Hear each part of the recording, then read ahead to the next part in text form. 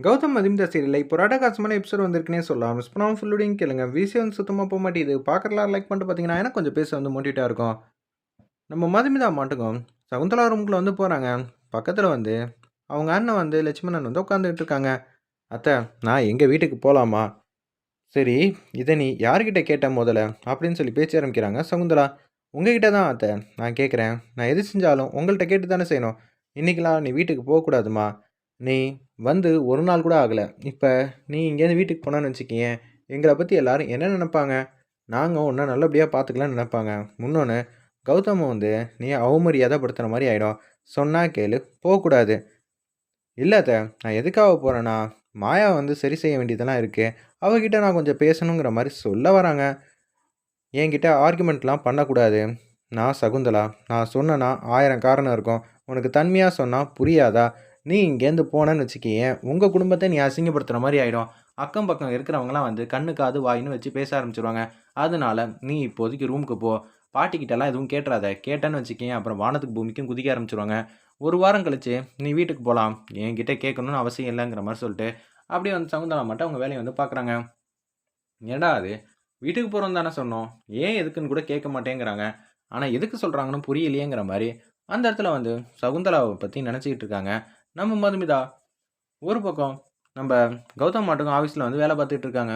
"டேய்! 1 வாரம் எத பத்தியும் யோசிக்காம, நீ ஹனிமூன் ட்ரிப் போயிட்டு வந்தா எப்படி இருக்கும்? சந்தோஷமா இருக்கும்ல?" "டேய்! காமெடி பண்ணாத.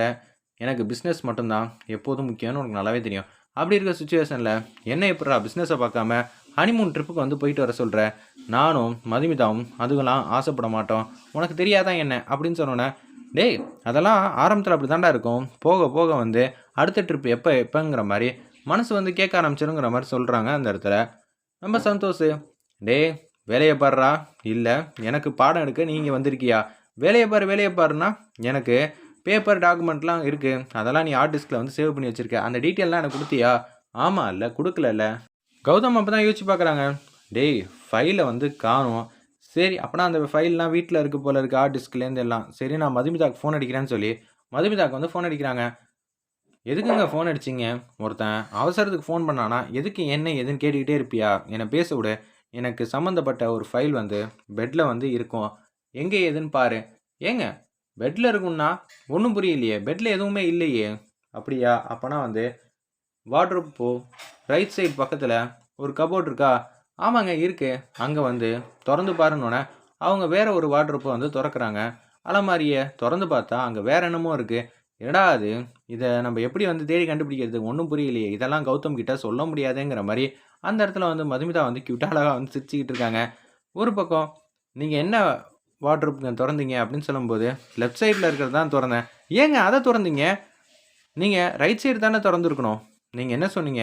ரைட் சைடுல இருக்கிற வார்ட்ரோப்ன்னு சொன்னீங்க. அதுல 2 டோர் இருக்கு. அதுக்கப்புறம் லெஃப்ட் சைடு, ரைட் சைடுன்னு எதுவும் சொன்னீங்களா?" "ஏங்க இவ்ளோ லாஜிக்கா வந்து கேட்கிறீங்கல்ல. அவ்ளோ அறிவு இருக்குல்ல. லெஃப்ட் சைடா, ரைட் சைடான்னு கேட்க வேண்டியது தானே. ரைட் சைடு தொறங்கன்னோனே, ரைட் சைடு வந்து தொறக்குறாங்க. ஒரே ஒரு ஹார்ட் டிஸ்க் தான் இருக்கு. இந்த ஹார்ட் டிஸ்க்க நீங்க என்ன பண்றீங்கன்னா, செக்யூரிட்டி கிட்ட குடுங்க. அவங்க வந்து என்கிட்ட கொண்டு வந்து சேர்த்துருவாங்க. இன்னும் 1/2 அன் ஹவர்க்குள்ள எனக்கு வரணும். அது இருந்தா தான் அடுத்த வேலைய பார்க்க முடியும். சீக்கிரம் அனுப்பிச்சு வைங்கன்னோனே, குடுகுடுன்னு கீழ வந்து போறாங்க. நம்ம மதுமிதா செக்யூரிட்டி கிட்ட வந்து ஹார்ட் டிஸ்க்க வந்து குடுக்குறாங்க. சார் வந்து உடனே கேட்டாரு, "இன்னும் ஒரு 1/2 அன் ஹவர்க்குள்ள நீங்க இந்த ஃபைல வந்து குடுத்துருக்கணும் அவர்கிட்ட." "சரி மேடம், நான் டக்குனு போய் கொண்டு போய் சேர்த்துர்றேன்னு" சொல்லிட்டு குடுகுடுன்னு போறப்ப, "ஜக்குமா, என்ன நடக்குது இந்த வீட்ல? உன்கிட்ட எதுவா இருந்தாலும் கேட்பான் கௌதம். ஆனா இப்ப உன்கிட்ட எதுவுமே கேட்காம, அவனா ஒரு முடிவுக்கு வரான். அதுவும் மதுமிதா கிட்ட கேட்டு ஒரு முடிவு எடுக்குறான். இதெல்லாம் வந்து எனக்கு சரிப்பட்டு வரலங்கிற மாரி அவங்க வந்து ஏத்தி விடுறாங்க. மதுமிதா, இது எவ்வளோ பெரிய முக்கியமான வந்து ஃபைல் தெரியுமா? அதுவும் செக் பண்ணி பார்த்தியா?" அப்படின்னு சொல்லி கேட்குறாங்க. "அத்த, நான் கரெக்டான ஃபைல் தான் குடுத்தேன். நீ செக் பண்ணி பார்த்தியா இல்லையா?" "நான் செக் பண்ணி பார்த்துட்டேன் அத்த. பக்கத்துல தான் லேப்டாப் இருந்துச்சுல்ல." "அச்சச்சோ! தேவையில்லாம அசிங்கப்பட்டோமோ?" "சரிம்மா, நீ பார்த்துருந்தா ஓகே தான். அது என்ன ஃபைல், என்ன டீட்டெயிலுங்கிற மாரி ஏ டூ இசட் சொல்றாங்க." இத பார்த்தோனே வந்து சகுந்தலா வந்து அரண்டு போயிட்டாங்க. "நான் கூட இப்படியெல்லாம் பார்த்ததில்ல. இவகிட்ட நம்ம கொஞ்சம் ஜாக்கிரதையா தான் இருக்கணும். அப்பப்ப கணக்கு போடுவான்னு சொல்லுவா. அதுக்குன்னு பார்த்த விஷயத்தெல்லாம் இவ்ளோ சீக்கிரமா வந்து மெமரைஸ் பண்ணி சொல்லுவா. என்னால சுத்தமா நம்பவே முடியல." "சரிம்மா, நீ ரூமுக்கு போலான்னோனே, ரூமுக்கு வந்து போறாங்க. ஒரு பக்கம், "சகுந்தலா, இவகிட்ட நீ கொஞ்சம் ஜாக்கிரதையா தான் இருக்கணும் போல இருக்கே. நம்ம பண்ண தில்லி முள்ளெல்லாம் வந்து சீக்கிரம் கண்டுபிடிச்சிருவாப்புல இருக்கேன். ஆமாண்ணே, எனக்கும் அதான் பயமா இருக்கு. சரி பார்த்துக்கலாம் அப்படின்னு சொல்லி சகுந்தலாவும் அங்க அண்ணனும் வந்து யோசிக்கிற மாதிரி காட்டுறாங்க. ஒரு பக்கம் ஃபைலை வந்து குடுத்துர்றாங்க. "டேய் இந்தாடா, இத வச்சு சீக்கிரம் வந்து எல்லா வேலையும் பாருன்னோனே" அந்த ஃபைலை வந்து எடுத்துட்டு அப்படியே குடுகுடுன்னு வந்து சந்தோஷ் மாட்டுக்கும் வேலையை வந்து ஆரம்பிக்கிறாங்க. "சார், உங்கள நாங்க மீட் பண்ணணும்" அப்படின்னு சொல்லிட்டு ஆஃபீஸ்க்குள்ள அதிரடியே வராங்க. "எனக்கு ஏகப்பட்ட வேலை இருக்கு. அதான் போன வாரமே வந்து செக் பண்ணிட்டு போயிட்டீங்களே." "செக் பண்ணிட்டு போனோம். ஆனா எதுவுமே வந்து கரெக்டான ஃபைல் எதுவும் குடுக்கவே இல்ல. தெரியுங்களா?" அப்படின்னு சொல்றாங்க அந்த இடத்துல. "என்னங்க உங்களுக்கு வேணும்?" "என்ன நான் குடுக்கல. எல்லாம் கரெக்ட்டா தானே இருக்கும். நீங்க இந்த மாரி பேப்பர்லாம் எதுவுமே இல்ல.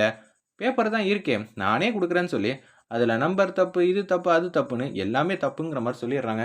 இப்படியே போச்சுன்னு வச்சுக்கங்களேன், நாங்க அப்புறமேட்டுக்கு வெள்ள துணிய வச்சு பூட்ட வந்து இது மாரி பண்ணிவிட்டு போயிடுவோம். அப்புறம் நீங்க தான் கஷ்டப்படணுங்கிற மாரி சொல்லும்போது, "சரி, சரி. நீங்க பேப்பர் அனுப்புங்க. நான் என்ன செய்யணுமோ, அத நான் கரெக்ட்டா வந்து ப்ரொசீட் பண்ணிடுறேன்." அப்படின்னு மாஸ் பண்ணிடுறாங்க நம்ம கௌதம். வாசல் குடுகுடுன்னு ஓடி வராங்க. வந்தோனே, "டேய் என்னடா ஏன் முன்னாடியே அவங்க இது மாரி வெள்ள துணி வச்சு இது மாரி பண்ணிட்டு போயிடுவேன்னு சொல்றாங்க பூட்ட. எனக்கு எப்படி தெரியுமா கோவம் வருது?" அப்படின்னு கௌதம் வந்து பேசுறாங்க. "எனக்கு தெரிஞ்ச அதிகாரிங்கலாம் எத்தனையோ பேர் இருக்காங்க. ஒரு ஃபோன் கால் பண்ணா போதும். இத நான் ஜஸ்ட் லைக் தட்ன்னு சால்வ் பண்ணிருவேன். ஆனா நம்ம ஃபேக்டரிக்கு இது மாரி ஆகுதுங்கிற மாரி சொல்றாங்க." "என்னடா சொல்ற? நம்ம ஃபேக்டரிக்கா? உனக்கே கோவம் வருதுல்ல? எனக்கு எப்படி இருக்கும்?" படிச்சு பாருன்னோனே, "ஆமான்டா, அவங்க சொல்றதெல்லாம் உண்மதான்." "டேய் என்னடா நெனச்சுக்கிட்டு இருக்க?